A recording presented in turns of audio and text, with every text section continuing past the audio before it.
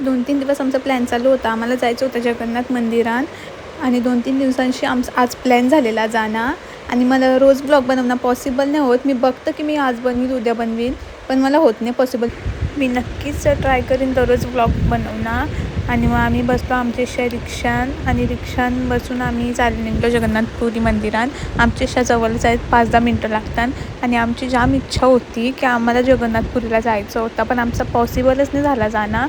जर आमचं असंच लिहिणं तिकडे जाणं तर आम्ही नक्कीच जाऊ जगन्नाथपूर. एवढे जवळ मंदिर असून पण माहिती नव्हता, कारण की माझा बाहेर जाणं जास्त होतं, जास्त काही माहिती नाही. म्हणजे खारघरमध्ये मी राहतं पण मला मी फिरत नाही. घर भला आणि मी भला असं असतं माझा.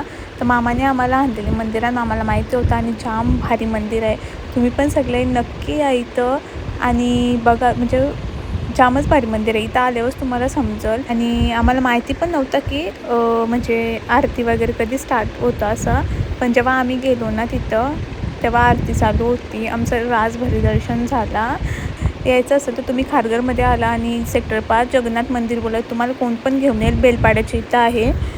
मी तुम्हाला इथं व्हिडिओ दाखवायचा प्रयत्न केले जेवढा मला दाखवता आले मंदिर. आणि मग आम्ही सगळी खाली उतरलो. आम्हाला वाटलेला की गर्दी असेल मंदिरात, पण गर्दी वगैरे काही नव्हती. मस्त आमचं मन भरलं आणि आमचं मनापासून जाम भारी असं पाया पडायला भेटलं आम्हाला व्यवस्थित.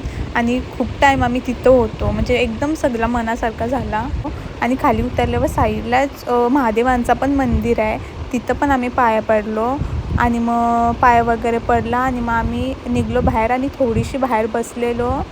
आम्ही रिक्षा शोधत होतो. रिक्षा इथं येत जातच असतात आणि तुम्हाला लगेच रिक्षा वगैरे भेटतील, असा काही प्रॉब्लेम नाही आहे इथं. मग आम्ही बसलो आणि इथं साईडलाच लक्ष्मी मातेचं मंदिर पण काम चालू होता, म्हणजे काम चालू आहे मंदिरचा. माताचा पण मंदिर इथं नवीन आणि लक्ष्मी माताच्या मंदिरच्या साईडलाच इथं चर्च पण आहे. मग आम्ही लगे रिक्षात बसलो आणि घरी यायला निघलो. आणि मम्मीनी मोमो घेतलं, माझं फेवरेट मोमो आहे, सगळ्यांना माहिती आहे.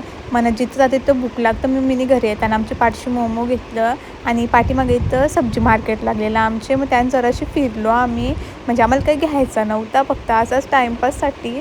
रिद्धी फिरत होती तर मी पण तिच्यासोबत फिरत होतो. मग मी घरी आलो.